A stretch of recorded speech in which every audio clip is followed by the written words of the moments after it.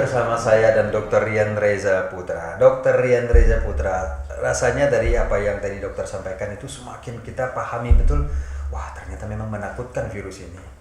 Lalu kita sudah dapat tadi bekal dari dokter bahwa bagaimana mengantisipasi, tadi bagaimana droplet, tadi bagaimana kita harus pakai masker, bagaimana harus jaga jarak. Nah, kembali ke pertanyaan mengenai jaga jarak. Kita tahu bahwa pemerintah itu dari awal-awal corona sudah mengingatkan kita semua bahwa jaga jarak, social distancing, jangan kerumunan. Kira-kira gitulah. Halu-halu dari pemerintah sudah sedemikian. Ternyata masyarakat tidak begitu ngeh mengenai itu, tidak terlalu disiplin. Lalu keluar lagi lebih ketat, physical distancing. Sampai orang dekat orang per orang itu sudah dibatasin. Nah, sehingga muncul beberapa kebijakan lainnya sampai dengan terakhir kita bisa tahu bahwa berlakunya kebijakan mengenai kerja di rumah atau work from home. Nah, pertanyaan kami sebenarnya dokter, seberapa efektif sih cara-cara yang dilakukan atau himbauan yang dilakukan oleh pemerintah itu dalam rangka memutus rantai penyebaran virus ini sendiri, dok? Menurut saya itu benar-benar efektif ya, karena segala sesuatu yang disarankan oleh pemerintah itu karena berdasarkan penelitian. Itu bagaimana cara penularannya tadi. Nah, sebenarnya memang dari virus corona ini kita dipaksa untuk tidak sakit, Pak Yusri. Yeah. Memang kesannya kasar gitu ya, dipaksa untuk tidak sakit. Karena virus corona ini belum ada obatnya, belum ada vaksinnya. Yeah. Artinya bagaimana cara kita bertahan dari virus corona, atau kalau memang belum kena, bagaimana cara kita mencegahnya. Yeah. Nah, pencegahan yang dikatakan oleh pemerintah itu udah saya rasa udah sangat efektif.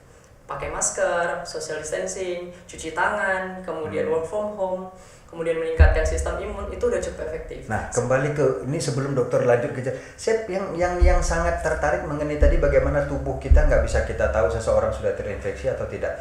Nah, terkait dengan itu, oke lah, tadi kebijakan pemerintah mengenai social distancing, physical distancing, work from home. Nah, meningkatkan daya tahan tubuh ini, dokter. Oh, kalau meningkatkan daya tahan tubuh, itu seperti apa sih sebenarnya bisa kita lakukan? banyak sebenarnya, Pak Yusri. Kita bisa lakukan itu di rumah. Pertama yang bisa kita lakukan itu, kita bisa mulai mengganti pola makan yang sehat.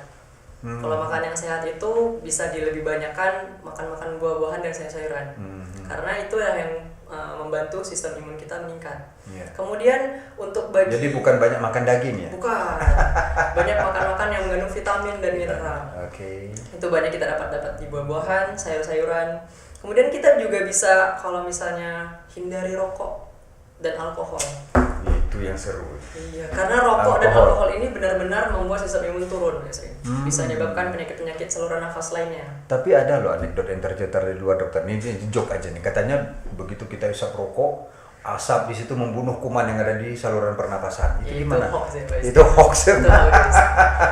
Itu hoax. Dia tuh membantu si virus untuk berkembang biak. Makanya benar-benar harus dihentikan rokok dan alkohol terutama. Kemudian kalau misalnya untuk meningkatkan sistem imun apa? Pola tidurnya, Pak Yusri. Nah, atau gimana sih? Kalau misalnya pola tidurnya itu diperbaikin.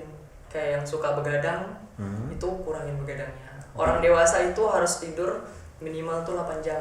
Orang dewasa minimal 8 jam tidur. Anak remaja itu 12 jam juga nggak apa-apa. Nah, pola tidur yang baik artinya bukan dia tidur siang kemudian malam dia begadang, tapi tidurnya memang malam, kemudian porsi tidurnya yang juga cukup, itu bisa meningkatkan sistem imun. Artinya walaupun orang dewasa tadi misalnya wajib dia 6 sampai 8 jam dia tidur, harus malam tapi ya? Iya benar Mas. Jangan misalnya dia malam nggak bisa tidur tapi dia bantingnya siang gitu, tetap 6 jam. Karena memang tidur kita tuh memang harus malam. Siklus tidur kita harus malam. Oke. Dokter, sudah cukup banyak kita cerita ini. Saya pikir masyarakat siapapun pojokers yang mendengar ini menjadi sesuatu yang nambah ilmu, nambah menjadi antisipasi buat kita. Silakanlah, kita patuh sama pemerintah sekarang, kita patuh sama pemimpin-pemimpin kita sekarang yang sudah memberikan beberapa semacam himbauan, jaga jarak, hindari kerumunan, pakai masker. Saya harus pakai masker nih sebenarnya nih, cuma karena memang sedang bicara takut nanti suaranya malah nggak muncul, sih saya buka sebentar. Lalu tadi dokter Ria sudah menyampaikan bagaimana kita kalau bersin atau batuk jangan pakai tangan tapi gunakan pakai siku. Kalau ada sapu tangan silakan gunakan. Jangan suka kucek-kucek mata, ngupil, usap korek-korek mulut, hindari deh. Karena itu budaya yang tidak sehat.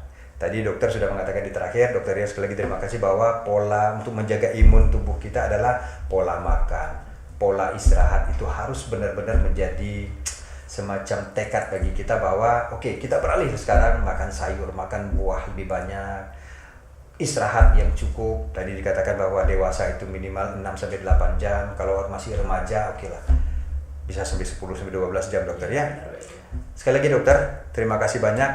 Sebagai kata terakhir nih, dokter, kira-kira perlu setakut apa sih kita dengan virus ini?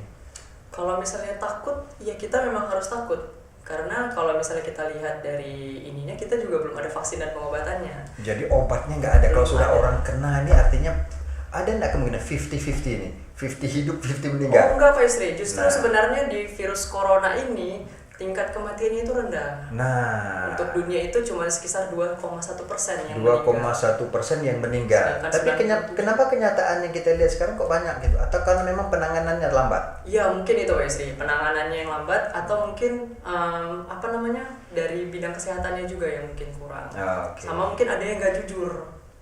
Udah sakit tapi masih di rumah, tidak mau berobat. Jadi tidak dibantu nanti jadinya kan Pak Isri ya.